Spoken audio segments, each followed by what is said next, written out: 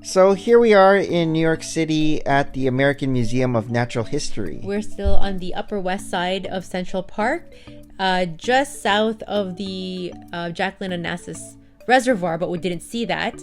And we needed to buy time tickets to get in. The hours on Sunday were only 10 a.m. to 5 p.m., so I wanted to squash all these different museums together. We ended up buying tickets online so that we can get in right away, because even if we have these timed entries, people were still lined up to buy tickets so that they can have these little parts. But we wanted to go see all the different zoology parts of this museum. There was a space component that Mason wanted to see. The special exhibit was about sharks, which we kind of had in the ROM a long time ago. But this museum is very much like the Royal Ontario Museum. It had mammals area. It had dinosaurs. It had... So mostly animals. Rocks. Yeah, so this is all displayed in their surroundings, but taxidermied. So these animals were probably collected in the 1800s. The museum opened in 1869, and so these were people, sometimes they're private collections. A long time ago, people were like, let's go to Africa and have a safari hunt, and they would bring back these animals, and suddenly they're like, oh, let me bequeath it to the museum. Okay. Right? So, but what's interesting is they have all of these different animals and how their settings would be. We're actually started on the second floor, and if you see the bottom floor, we have all these elephants. Isn't that amazing and like crazy? Running. And they are in a pachydermy. So we have all these, some of these. So they're shaping these taxidermy? Or? Yeah, they would shape them. So I don't even know how that works. Yeah, but it's cool. It could be a whole rabbit hole of me learning about that stuff. But some of these animals are even extinct already. Right? Mm-hmm. So we have the rhinoceroses, but look at their double horns. Like, again, if we didn't have these specimens, it's like a spiky horn. We would never have seen these if they were extinct, right? So on one hand, I don't know, is it kind of sad that we see them displayed like this, but then we would never otherwise have seen them displayed. But these are all over the world. All over the world. Like parts of it are Asia, parts of it are from Africa. Depending on demographic, they try to go by regions, right? But what is cool is they did display them based on what their flora, fauna, environment would be. Yeah. Versus the ones in the ROM, it's just like a taxidermied animal, and there's really no landscape behind them. So this one even shows a scene of like predator versus prey versus, you know, like the entire setting and how they move. It didn't seem very busy. We try to go always as early as possible, but by the time we left, it was getting quite busy. Okay. But which is good, because usually like these kinds of natural museums are probably more popular. They're probably more family friendly than an art gallery. Yes. Right? Unless you're like an art aficionado. So more kids in this one. There was one thing that I didn't get to see, and it was an Easter Island head. You know, those big rocks? Yes. I was looking for them, and we couldn't figure out how to get to that floor. It's quite a big, sprawling museum, and we kind of just went from like one room to the next room to the next room. Yeah. We didn't get the chance to go to the shark exhibit because it was a special exhibit, but there was an exhibit here. The next area that we went to was about amphibians and reptiles. Mm-hmm. So we saw all these different specimens again. And frogs. See, it's very much back to grade 10 biology, right? Mason was fascinated, and he said it was disturbed at the same time. And I'm like, just you wait. High school will make you do all those anatomy things. That was a turtle. Oh. And again, you know, it's amazing because these are huge specimens. This is from the Galapagos Islands. Tortoise. The tortoise, right? We learned from Darwin's expeditions. Alligator or crocodile? So it all depends on the jaw.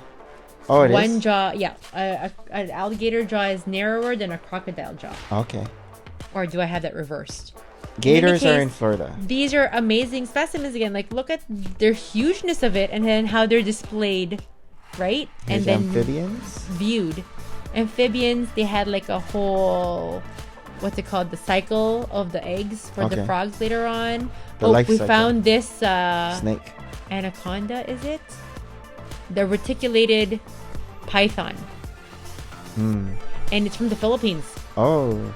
So it says that it'll eat like chickens and usually wildlife, but you know, it's not unrealistic for it to also eat humans if it was hungry enough. There's a skeleton. You would think that this really is probably my least favorite exhibit because I'm not into amphibians or reptiles, but it was intriguing enough. This is the egg cycle. That was the life cycle of the tadpole frog from egg, and Hayden was kind of intrigued. But again, with the good thing about museums is, like it's visual enough for kids to like look, be intrigued, and then for the older kids, they get to read it. Tristan actually did a project on this, the leatherback sea turtles in grade 10, I believe. Oh. And they're beautiful. They're like made of leather. The eggs. Like blue leather. And these are the kimono dragons. Mm-hmm. Aren't they? I don't know. If I were to see this live, I would cry. And then we found the dinosaurs, which, is usually our jam. We love to see a lot of these. Jurassic, Triassic. But these dinosaurs were not found in New York. No, they're all over the place. Mostly in North America, though.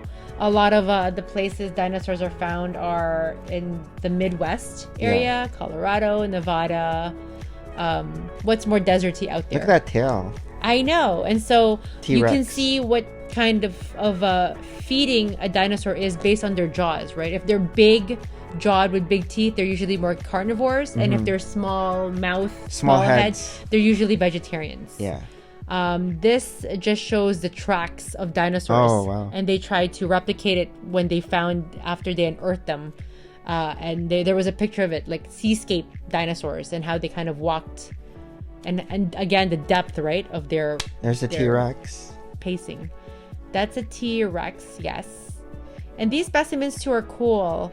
Again, they have quite a complete, diverse collection of so many different types of dinosaurs from so many different dinosaur ages.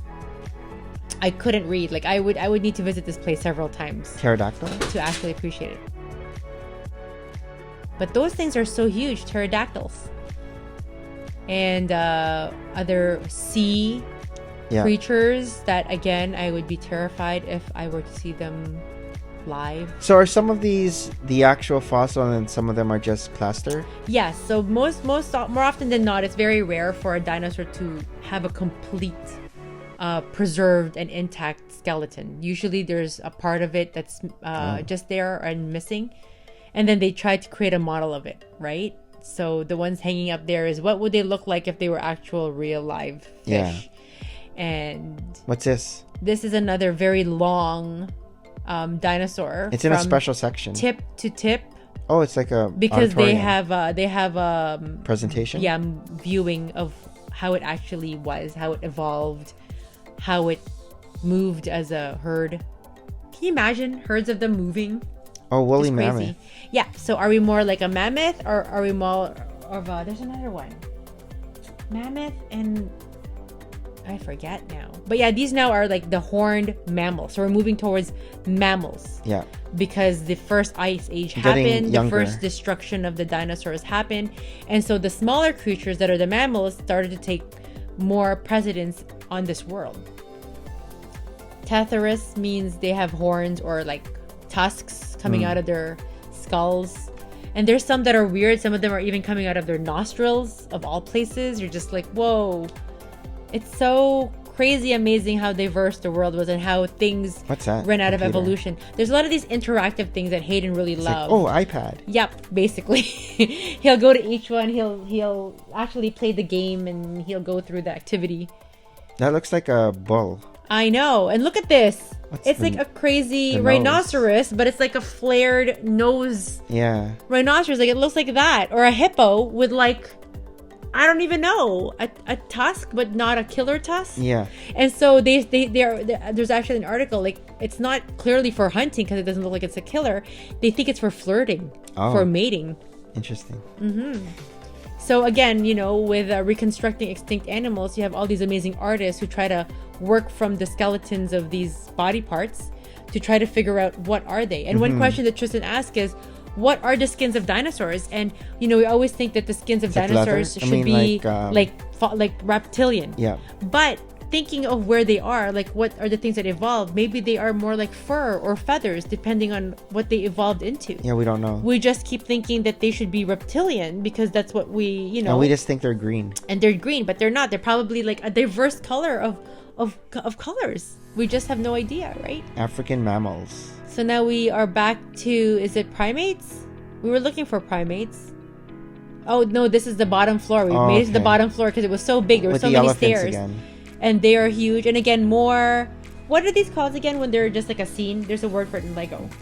Diorama? The diorama, I guess, is what I'm looking for. East African elephant. But isn't it amazing? Somebody caught those elephants and then stuffed them. And apes? And this is orangutans. Or gorillas? Gorillas in the mist. And so Tristan was naming them. And Oh, then giraffes. Like, it's amazing. I guess it's And amazing they're to really see them tall. live. And giraffes. I mean, zebras. Gazelles. But it's very interesting how, this is what whoever collected them saw when they went on their safari expedition. This is the scene that they recall. Yeah. And that's how they laid them out. But how did you even get a pack? Because the elephants are in herds. So this is at the front. We didn't get a chance to take a view of it before. But there's another big dinosaur. And again, how ornate this place is with its architecture of the exact